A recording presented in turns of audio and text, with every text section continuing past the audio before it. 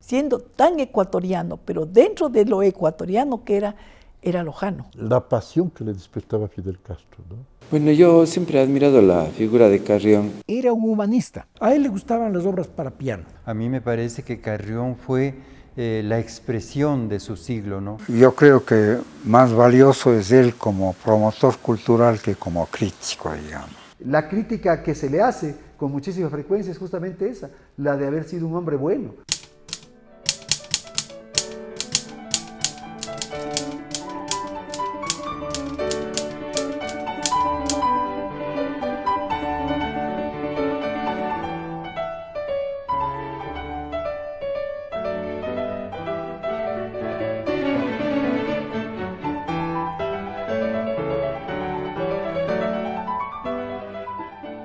Se produce el hecho de sangre mayor que ha transcurrido durante mi vida, que es la llamada batalla de los 4 días. La intervención mía en aquel acontecimiento fue demasiado activa, demasiado determinante para los resultados que se siguieron después.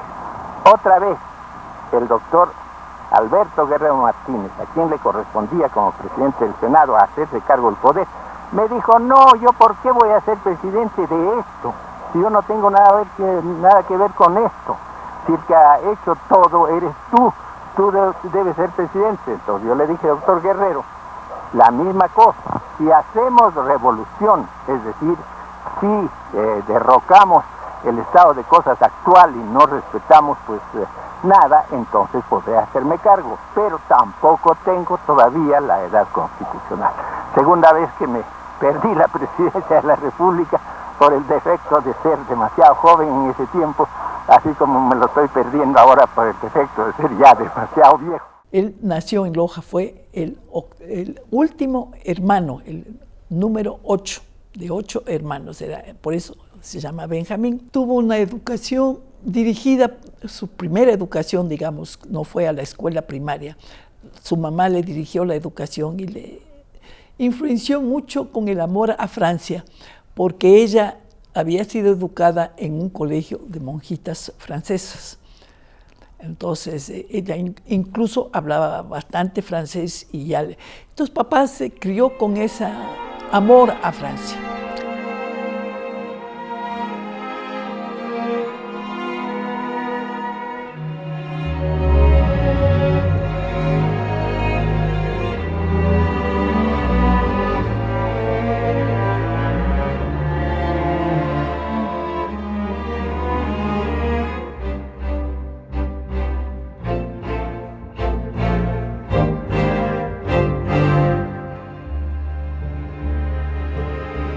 En el contexto del Ecuador, Benjamín Carrión ha sido una figura muy destacada y destacable. Y yo comencé a tener mucho interés en los años 80, cuando hubo toda esa polémica sobre el verdadero valor de Benjamín Carrión. Hubo ese cuestionamiento, un intento, digamos, de desmitificarlo, pero no de una manera destructiva, sino más bien de poner todo en su lugar para realmente entender su importancia, tanto con los aciertos y los desaciertos. Mi gran admiración a la obra de Carrión reside en que llega él al panorama de la cultura ecuatoriana en un momento de baja emocional, de baja anímica del pueblo ecuatoriano, después de la guerra del 41, de la derrota ante el Perú y de la firma del protocolo de Río de Janeiro. La ecuatorianidad que nos dio Alfaro fue violentamente rota en 1941. Aprovechando un conflicto de fronteras, los monopolios petroleros desataron la guerra entre Ecuador y Perú. Si en 1935 la Shell de Inglaterra derrotó en Bolivia la Standard Oil de Estados Unidos, esta cobró su deuda mutilando nuestra tierra.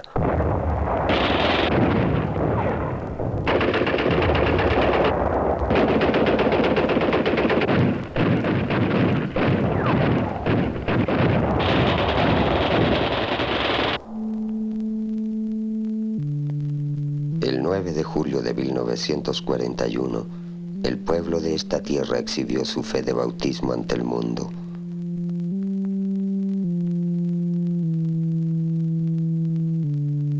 Ofreció toda su fortuna, o sea, su vida. Es la única, la solitaria verdad de la tragedia.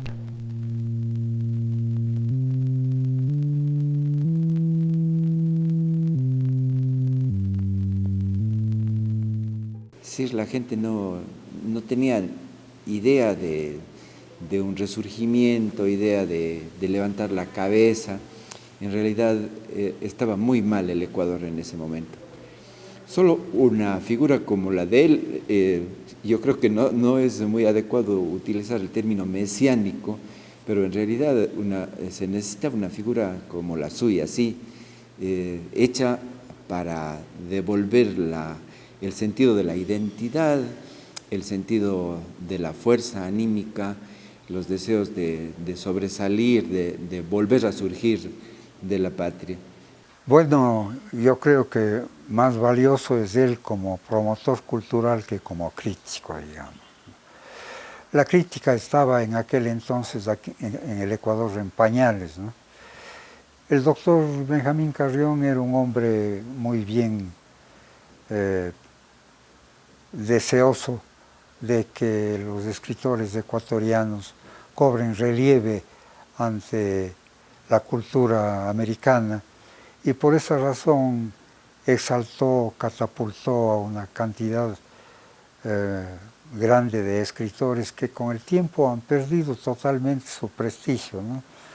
Así es que no fue un buen calculador de quiénes serían los exactamente representativos de la literatura ecuatoriana después de su juicio sobre ellos, ¿no? Casi siempre lo primero que me decía es lo que más a flor de piel tenía.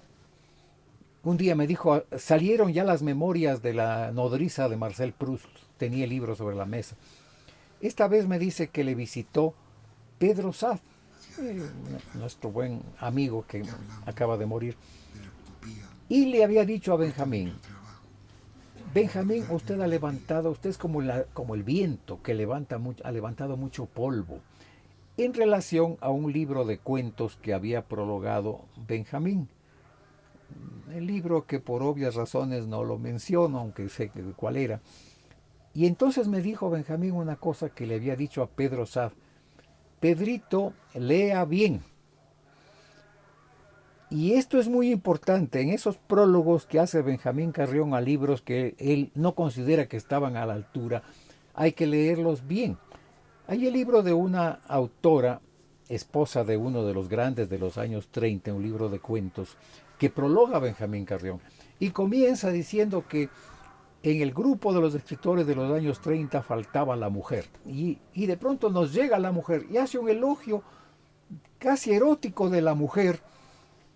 Y lo del cuento en el prólogo no aparece sino al final.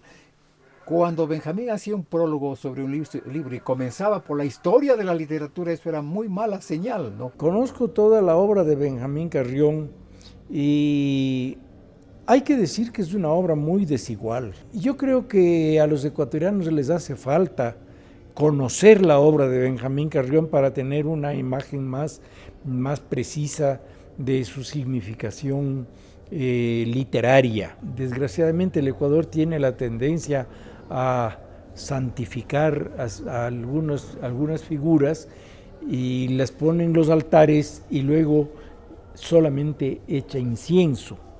Y esto es malo para el Ecuador y es malo para esas figuras, porque deja su obra desconocida. Esto ha ocurrido con Bolívar, ha ocurrido con Montalvo, ha ocurrido con Alfaro, ha ocurrido también con Benjamín Carrión. Un hombre es la cantidad de sus virtudes y la cantidad de sus defectos, pero si es que establecemos ese rango de bondad, de generosidad de Benjamín Carrión, siempre el espíritu de él saldrá ganando para nuestra patria. Encontrar en Benjamín Carrión sus aciertos y también sus contradicciones, para mí por lo menos, es lo que da toda su humanidad e importancia. Porque si vamos a hablar de un mito y de una figura muy exagerada, entonces en cierta forma terminamos deshumanizándolo, ¿no? Su grandeza, como la grandeza de muchos intelectuales, encontramos justamente en esas contradicciones, no por ser personas no consecuentes, sino por ser personas que viven en un mundo cambiante, ¿verdad? Con todas las contradicciones sociales, económicas, y él participa dentro de eso.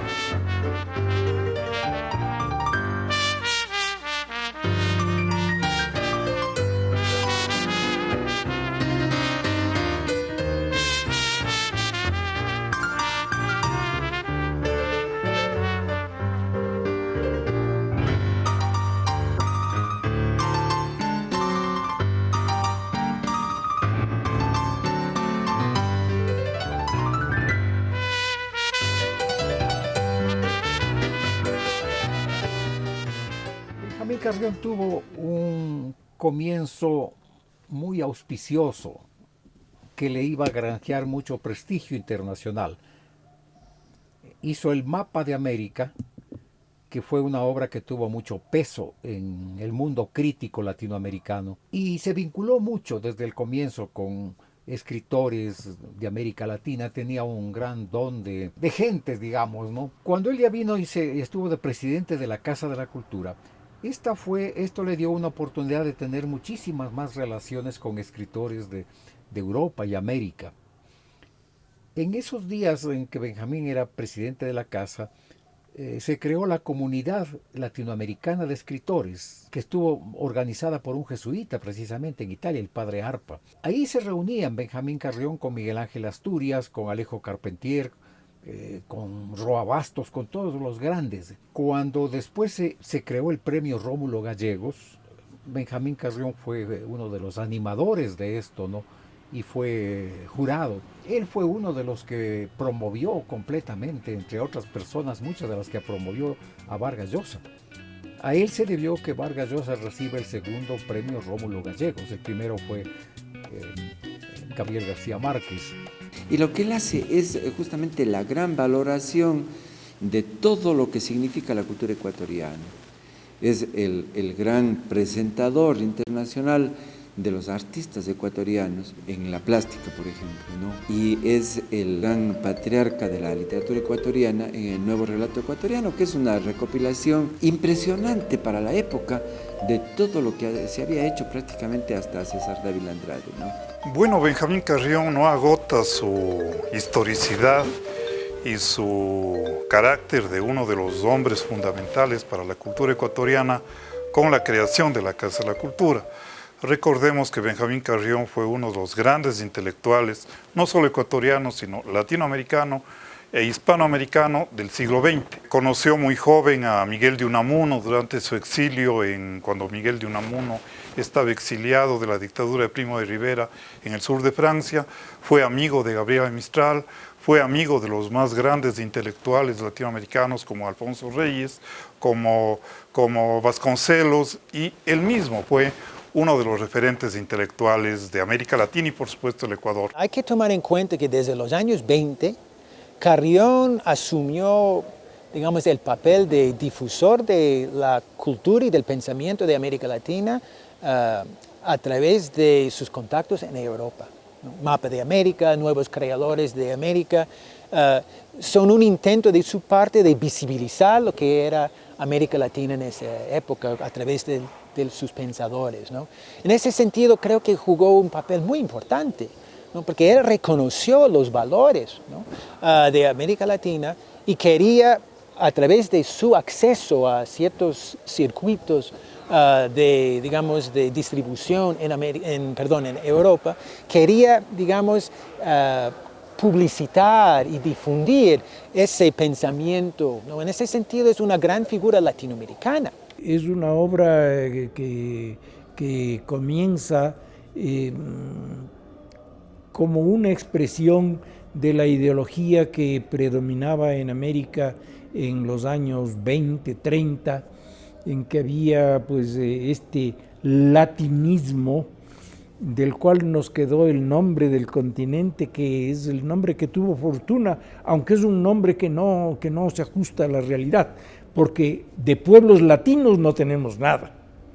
El hecho de que hablemos una lengua que se origina en el latín no nos convierte en latinos. Yo he explicado en alguna parte en el estudio introductorio de este libro que fue recién editado sobre Benjamín Carrión, explicado que ese latinismo era el resultado de la conciencia burguesa que se sentía amedrentada por la injerencia que los Estados Unidos empezaba a tomar en América, en Hispanoamérica, digamos. Y entonces tenían la necesidad de marcar distancia, y para marcar distancia no se les ocurrió invocar la presencia de la madre indígena que estaba viva, pero se les ocurrió invocar la memoria de algún tatarabuelo romano muy dudoso, y entonces nos proclamamos latinos, y así nos conocemos ahora unos a otros, y nos conoce el mundo como latinos, aunque no lo somos. Pues la primera parte de la obra de Carrión es una expresión de ese latinismo, una expresión de una concepción que desconoce absolutamente la existencia de los indígenas y de sus idiomas y de sus culturas, y cree que en América hay una sola cultura de origen hispánico, de origen latino. Lo que a mí me parece muy interesante en la primera parte de su obra es, por un lado, la admiración sin límites a José Vasconcelos, a quien yo no considero un filósofo, ni mucho menos, sino un soñador de una utopía imposible.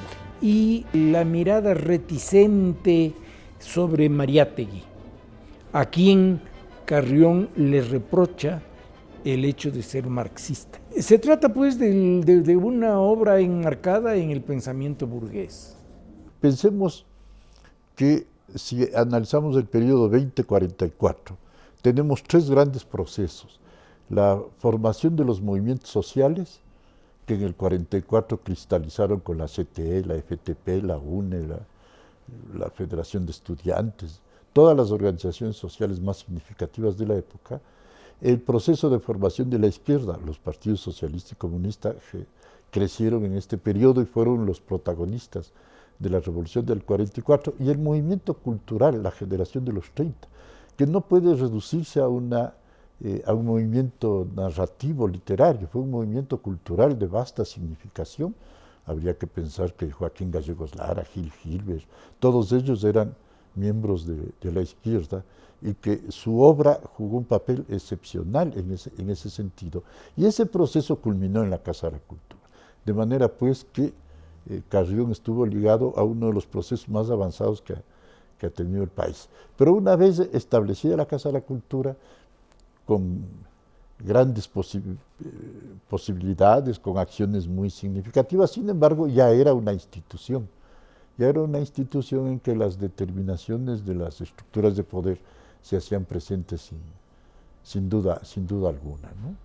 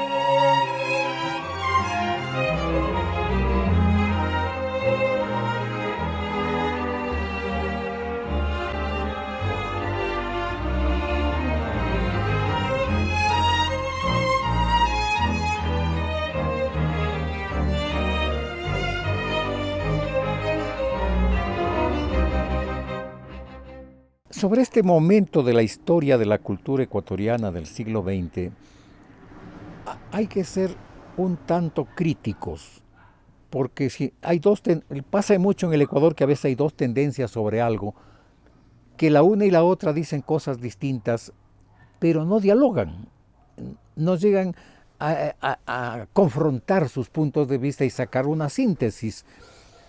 En el caso de la fundación de la Casa de la Cultura ocurre esto, porque hay quienes quieren hacer aparecer que la Casa de la Cultura surge de la nada. O sea, Benjamín Carrión sería un creador de la nada. Y hay quienes dicen, no, ya existía. Estaba el Instituto Ecuatoriano de Cultura, que era una institución realmente muy sólida, muy seria, con figuras de gran talla, que se reunían y que publicaban, hicieron una gran publicación de libros de literatura ecuatoriana. Gonzalo Saldumbide hizo obras fundamentales, Aurelio Espinosa Poli sacó su Olmedo. La Casa de la Cultura no nace de la nada, es una transformación. Entonces lo importante es ver en qué se transforma el Instituto Ecuatoriano de Cultura. Yo diría que de estar cerrado más bien en un sector de tipo derecha, políticamente hablando, con gentes de enorme talla, ya he mencionado a Aurelio Espinosa Poli, a Gonzalo Saldumbide, Benjamín Carrión quiere hacer una cosa más universal y lo hace. En el primer momento en la Junta General de la Casa de la Cultura hay un dominicano, el padre Semanati, al que le estimaba tanto, hay un jesuita, porque el padre Aurelio Espinosa Poli sigue siendo de la Junta General, está Gonzalo Saldumbide no, pero figuras de derecha, de centro, de izquierda. O sea, hacer una cosa, primero, mucho más abierta y luego mucho más en consonancia con los movimientos culturales contemporáneos, ¿no? O sea, la capacidad de convocar, de unir a unos de una tendencia y a otros de otra y llevar adelante una iniciativa como fue la Casa de la Cultura. En los inicios y en las fotografías, por ejemplo, que la historia recuerda de la inauguración y de la suscripción de los primeros contratos para las edificaciones de hoy de la Casa de la Cultura, se puede ver a personajes de distintas tendencias que estaban alrededor de Benjamín Carrión. Pero estaba Ángel Modesto Paredes, que era comunista, sentado al lado de Jacinto Gijón y al lado del padre Vargas, con su hábito y todo. Y ahí Ángel Modesto Paredes con el padre Vargas con su hábito de dominico. Pero es que ese es el mundo y esa es la vida, ¿no? Hay valores de un lado y del otro. Por ejemplo, el padre Vargas sabía mucho de arte colonial, sobre todo, y Jacinto Gijón de arqueología. Papá los necesitaba los dos, porque él no sabía lo que ellos sabían. Claro, y ahí estaba Manuel Agustín Aguirre también, que era comunista. Carrión me decía que el jefe de la editorial que más promovió las publicaciones de izquierda fue Paco Tobar García, que era un intelectual de derecha, ¿no? Dramaturgo de derecha. Indudablemente que la creación de la Casa de la Cultura y la posibilidad de reunir a gentes de distintas ideologías para un trabajo común en una época de intolerancia ideológica, religiosa inclusive, indudablemente sirvió para que la cultura ecuatoriana subiera en cuanto a sus valores, accediera a campos que habían estado antes vedados. La historia, por ejemplo, estaba en manos sobre todo de los ideólogos de la derecha ecuatoriana, ¿no? Cuando se produjo la revolución del 28 de mayo, una de las tantas revoluciones que ha tenido el Ecuador, que es el país aparentemente más revolucionario de la tierra, dicho entre paréntesis, tiene revoluciones cada 30 años, ¿no? Después de la gloriosa, hubo la circunstancia adecuada como para que Carrión obtuviera del presidente Velasco Ibarra, antes de que entregara el poder a la constituyente del 45, que firmara el decreto de creación de esta institución, la Casa de la Cultura, que venía a ser el templo de todo el espíritu de la sociedad culta, entendiendo como cultura la cultura letrada, exclusivamente la cultura letrada, ¿no? El cultivo de las letras, de las humanidades, de las artes, eso y nada más que eso era la cultura en la concepción de esa época. Letras del Ecuador o la revista seria que él llamaba, se abren a muchos horizontes y ve en esto la posibilidad Benjamín Carrión de algo que no hizo nunca el Instituto Ecuatoriano de Cultura, que es promover a gente nueva, a gente joven, acogerlas. Luego habría un siguiente movimiento que hace de la Casa de la Cultura algo completamente nuevo, que son los núcleos, o sea, hacer algo mucho más nacional. En ese sentido, no se le puede negar de ningún lado ese mérito a Benjamín Carrión. Lo que fue la Casa de la Cultura, esa gran institución que admiró tanta gente en el mundo, eso, aunque haya tenido un cierto antecedente, pero eso es una creación de Benjamín Carrión. El hecho de haber construido y haber hecho la Casa de la Cultura era justamente para ayudar a la gente a que salga. Entonces, muchas veces fue excesivamente generoso con personas que después, incluso ellos mismos se portaron mal con papá. Justamente a los que él les dio las mejores calificaciones fueron los que después... Pero mi papá nunca tuvo rencor ni se acordaba, creo, de las personas estas que se portaron mal con él. Este es un episodio del que casi nunca he hablado. Pienso que no quedamos sino 2 testigos vivos de ese episodio. El otro es Fernando Tinajero. Una sesión del directorio de la Casa de la Cultura. Y yo, como miembro del directorio, estuve allí. Cuando iba a comenzar la sesión, Benjamín la presidía, pidió la palabra a Manuel Agustín Aguirre y le dijo: antes de nada, doctor Carrión, yo quiero que nos explique cómo es posible que usted,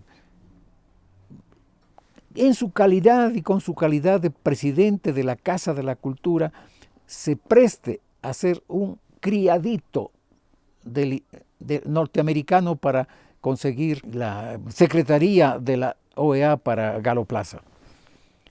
Benjamín Carrión recibió el golpe, que era muy sensible. Esto le hirió mucho y pidió que se le releve de la dirección de la sesión para poder discutir el asunto. Entonces, se concedió, pasó a sentarse en uno de los tantos sillones y no sé quién presidía la sesión, creo que fue Descalzi. Y entonces se dirigió a Manuel Agustín Aguirre y dijo: y usted, doctor Aguirre, usted es quien me reclama esto. Usted que ha destruido la Universidad Central. Dijo: yo no he hecho a esto como presidente de la Casa de la Cultura, sino como persona, para apoyar a un ecuatoriano, para que una institución internacional en la que puede ser favorable. Y aquí venimos a un aspecto que es muy importante en Carrión, ese sentido de pasión nacional que tenía, ¿no? Para él, que un ecuatoriano llegue a ser secretario de la OEA era una cosa importantísima para el país, sin importar que Galo Plaza sea más o menos pro-norteamericano. Eso no era capaz de entenderlo Manuel Agustín Aguirre. Entonces, este enfrentamiento tan violento culminó con otro enfrentamiento entre Benjamín Carrión y Agustín Cueva. Que Agustín Cueva: doctor Carrión, ¿y usted qué ha escrito? ¿Qué es usted? Ni siquiera. Y Benjamín, muy dolido, le dijo: o sea que usted me niega que yo sea un escritor. Y Agustín Cueva: claro que niego, a ver, ¿qué obra importante tiene usted? Estos enfrentamientos violentos culminaron con el abandono de la sesión por parte de Manuel Agustín Aguirre, que nunca más volvería a la Casa de la Cultura, y de Agustín Cueva. El problema vendría después por esta excesiva politización de la Casa de la Cultura, que de una u otra manera acabaría con Benjamín Carrión. Entonces, el aceptar la Embajada de México no es causa de ese vacío que se le hizo a Benjamín Carrión. La causa es esa politización que estaba encabezada por personas como Osvaldo Guayasamín y Rivadeneira, y lo de Benjamín Carrión La embajada es una salida más bien. Él encontró ahí una salida de alto nivel, elegante, a una situación que dentro de la casa ya era insostenible. Entonces, ya que se firmó el protocolo de Río de Janeiro y vimos que éramos, lo que yo dije en una de mis cartas al Ecuador, una cosita chiquita, hacer de esa cosita chiquita una patria grande. Y entonces yo lancé la teoría de la pequeña nación, que al mismo tiempo la había lanzado, teniendo una base mayor, desde luego, el gran ensayista venezolano Mariano Picón Salas en Caracas. La teoría de la pequeña nación era como sigue. Los grandes pueblos de la historia han sido pequeños en población y territorio. Atenas, Israel, etcétera, que son los que realmente han dado las más grandes ideas, todavía no superadas en la historia, eran pueblos pequeños. ¿Por qué nosotros, que somos pueblos pequeños, no podemos hacer una nación, una patria grande? ¿Y por qué y cómo? Por la cultura. Yo he dicho que Carrión es el Montalvo del siglo XX. ¿En qué sentido? Montalvo tenía un pensamiento conservador feudal, pero adhería al liberalismo y promovía las causas liberales, y eso lo hacía un intelectual muy avanzado. Pero apoyaba al liberalismo con un pensamiento conservador. Esa era la gran paradoja, que es muy, se puede explicar por las condiciones específicas de nuestro país, ¿no? Carrión, de igual manera, tenía un pensamiento liberal, estrictamente liberal. Él no era socialista, aunque se declaraba socialista, apoyaba al socialismo. Y él, por ejemplo, apoyaba al socialismo, a la Revolución Cubana, con valores liberales. Era en nombre de la justicia, de la democracia, de la fraternidad, que él apoyaba al socialismo porque encontraba que esos valores estaban realizados en Cuba.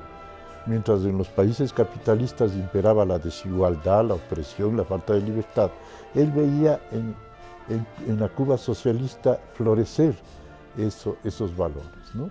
Esas eran las contradicciones de Carrión en su vida intelectual, que se expresaron de múltiples formas en su propia obra. Ahora, como se ha notado, Carrión tiene algunas obras significativas como El Atahualpa, que es el fundamento del nacionalismo, en que se involucra con figuras como Vasconcelos o como Mariátegui, y el Santo del Patíbulo, al cual se le ha acusado de múltiples errores, pero que es una formidable crítica del régimen de García Moreno. Quizá algo que vale la pena en Carrión es el Santo del Patíbulo. Y vale la pena porque no es ni una biografía ni un ensayo crítico o algo así, sino porque es un libro político. La vena política de Carrión es muy interesante.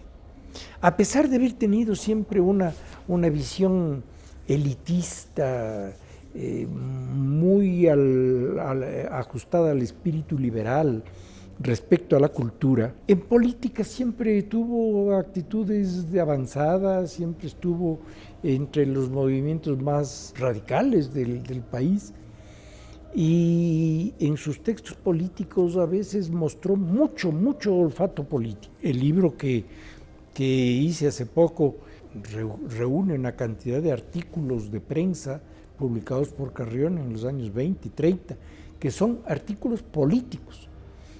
El escritor político, ese sí que vale la pena. No solo por su causticidad, que a veces le hace a uno recordar las páginas de Montalvo, sino por el olfato político que tiene. Pero a mí me parece que en el caso nuestro, en el caso de mis hermanos y de mi familia, el legado más importante es justamente en esta faceta, en la faceta del político, ¿no? Del ser humano que desde una perspectiva política nos inculcaba, nos expresaba sus inclinaciones, sus preocupaciones sociales, por ejemplo.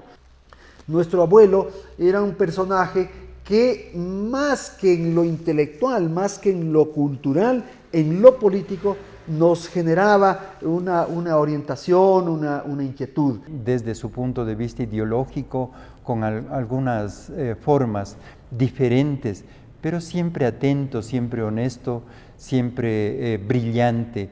Tenía una calidad de conversación, yo creo que esa conversación de él era tan agradable, por eso hacía tantos amigos, no solamente en el Ecuador, sino en América Latina. Y eso para nosotros creo que redundó también en una disciplina interior, una disciplina de trabajo, una disciplina de respuesta al mundo que nosotros vivíamos, ¿no? Y que en ese momento estaba siempre defendiendo cosas como el marxismo, como el indigenismo, la palabra y la actitud y la obra de Mariátegui, por ejemplo, que era nuestra en ese momento, y siempre las discusiones y las críticas de una manera fraterna, que no tenía nada que ver con un partido político, sino con un pensamiento de cada uno de nosotros. Mientras estuvo a cargo de la presidencia, publicó una gran calidad y cantidad de libros que eran los libros básicos para empezar a este trabajo mancomunado entre las distintas personas de diferente ideología, ¿no? La biblioteca básica, por ejemplo, ecuatoriana, pues, ¿no? Se pudo hacer porque un escritor podía perfectamente hablar sobre Montalvo siendo un hombre de derecha, como también podía perfectamente hablar del obispo González Suárez, aun cuando se perteneciera a una ideología un poco enconada como es la del comunismo, ¿no? Bueno, Benjamín Carrión siempre estuvo a la izquierda, ¿no? Recordemos que Benjamín Carrión fue candidato a vicepresidente de la República, pues con el binomio de Parra Velasco, ¿no? Y que Benjamín Carrión sufrió persecución no por ser escritor, no por ser intelectual, sino por ser político, ¿no?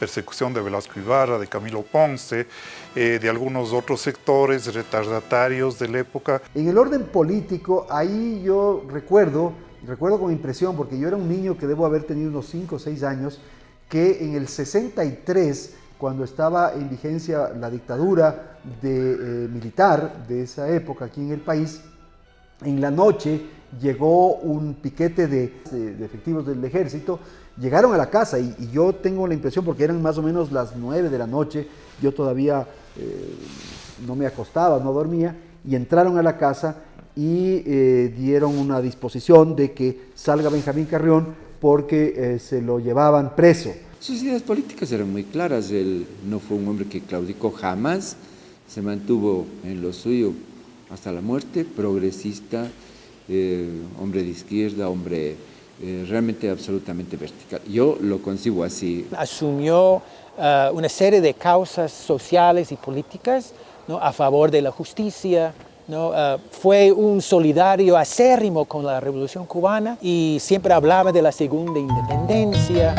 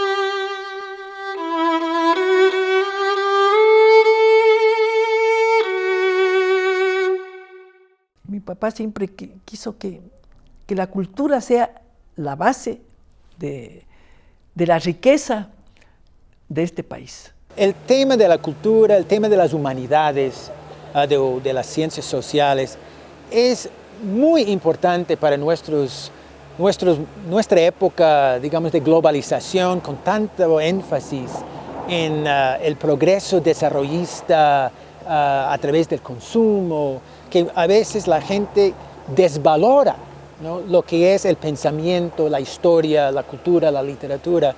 Y Carrión, digamos, a través de sus cartas, por ejemplo, constantemente insistiendo en la necesidad de valorar lo suyo. Yo creo que en ese sentido Carrión, su mensaje múltiple, contradictorio, pero es un mensaje que tenemos que manejar, volver a leer, reflexionar y, digamos, adaptarlo a las circunstancias actuales nuestras. La obra que para mí es importante en Carrión son las Cartas al Ecuador. Cartas del Ecuador en las que dice muchas verdades sobre nuestras debilidades, sobre nuestros defectos, pero también dice muchas verdades en cuanto a la necesidad de encontrar un horizonte, un norte, un objetivo que pudiera aglutinarnos a todos. La valoración de todo lo que tiene que ver con la cultura del país es algo que está en íntimo contacto con el proceso de identidad y con el concepto mismo de la identidad. Carrión, más que nadie en este país, nos dio esa idea de la identidad. Fortaleció, como te dije ya antes, una identidad ecuatoriana muy venida menos, ciertamente. Y entonces, en todo momento vale tenerle presente. No creo que haga falta una reinterpretación, porque lo suyo simplemente hay que conocerlo y leerlo y tratarlo en el contexto histórico en que se dio. Y en ese contexto histórico será siempre un valor enorme, inmenso. Y nunca está de más que tengamos una noción clara de la identidad, nunca. Poner frente a frente, volver posible una labor en común entre dos personas tan encontradas, eso es precisamente, yo creo, que el aporte del doctor Carrión, ¿no? Porque lo consiguió indudablemente, ¿no? La gente se olvidó de las cuestiones de orden ideológico y político y se dedicaron a un trabajo fundamental, recoger, por ejemplo, una buena cantidad de escritores valiosos de la colonia que estaban perdidos por allí. Benjamín Carrión es vigente, por ejemplo, en Cartas al Ecuador, en donde justamente creo yo que su pensamiento no ha perdido vigencia, ¿no? En el sentido de que el Ecuador puede llegar a ser una potencia cultural. Recordemos que ahora uno de los ejes del gobierno de Rafael Correa y la Revolución Ciudadana justamente es el país del conocimiento, la sociedad del conocimiento, justamente que empalma con aquello que el Ecuador puede llegar a ser una potencia cultural, siendo un país pequeño y que relativamente se había quedado en esa época rezagado respecto a otros aspectos de la economía, de la sociedad. Este es un aspecto que me parece importante y que completa todo. Estamos algunas personas de acuerdo en que Benjamín Carrión era más importante lo que él conversaba que sus libros. Si yo hubiera grabado todas las conversaciones con Benjamín Carrión, yo creo que habría ahí un material que no hay en ninguno de sus libros. Era tan generoso, tan libre, su conversación era tan nutrida de cosas culturales y a veces el diálogo le incitaba a ahondar más en un punto u otro. Él era un gran conversador y parte de su promoción era la conversación. ¿Con cuántos ecuatorianos conversó Benjamín Carrión? Es enorme, era tan generoso. Los intelectuales nos volvemos egoístas con nuestro tiempo, porque el tiempo es el que podemos escribir y crear. Benjamín Carrión nunca se negaba a recibir a alguien y conversaba largamente, sabrosamente. Esa generosidad es, por ejemplo, una de las cosas que a mí más me ha dejado una huella en el caso de Benjamín Carrión. Las nuevas generaciones tienen que saber quiénes son los cultores de toda esta identidad. Por aquí han pasado el gran pensamiento de la patria, Por eso también Benjamín era un descubridor, descubrió, digamos, a Kingman, a Guayasamín, él alentó su creación, alentó la creación de Pablo Palacio, de Demetrio Aguilera, de todos aquellos genios, digamos, de los años 30. Entonces se necesita un elemento motivador. Para mí, su más grande acerto ha sido realmente ser el motivador de las artes, de la cultura, un apasionado defensor de la patria desde aquellos matices que nos puede dar la cultura y su valor agregado que digo, que es la literatura, que es las artes, ¿no es cierto? Y en ese sentido será siempre aleccionador para los jóvenes, para los niños, una palabra franca.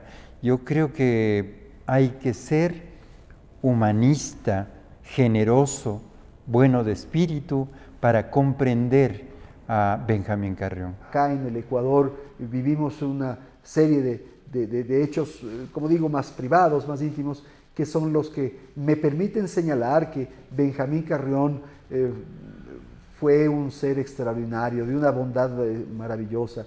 La crítica que se le hace con muchísima frecuencia es justamente esa, la de haber sido un hombre bueno. Curiosamente, los contradictores de Benjamín Carrión lo que dicen es que fue excesivamente bueno y que en muchos casos dio la mano, asistió, escribió prólogos a favor de personajes que eventualmente no se merecían. Entonces, para mí la lección más extraordinaria es esta, ¿no? La de haber vivido con un hombre de una bondad extraordinaria. ¿Qué puedo decirle, Carlos? La muerte de Benjamín es media vida mía, es como si perdiera la mitad de la vida. Estoy demasiado conmovido, estoy demasiado ligado a todos los últimos 40 años de mi vida están recibidos por el signo de Benjamín. Pocas veces en la historia del país debe decirse que un hombre, que una vida y una muerte haya dado tan hermosos y permanentes frutos. Creo que con Benjamín ha muerto una época entera. Creo que con Benjamín ha muerto una época entera. Creo que con Benjamín ha muerto una época entera. Su castillo abandonó, luego de sepultar a nieve y rayo, cuando el querubín sus vientos se llevó. Oye, junto al pájaro que canta y habla, es su noble alazán, llegó al fin de su camino.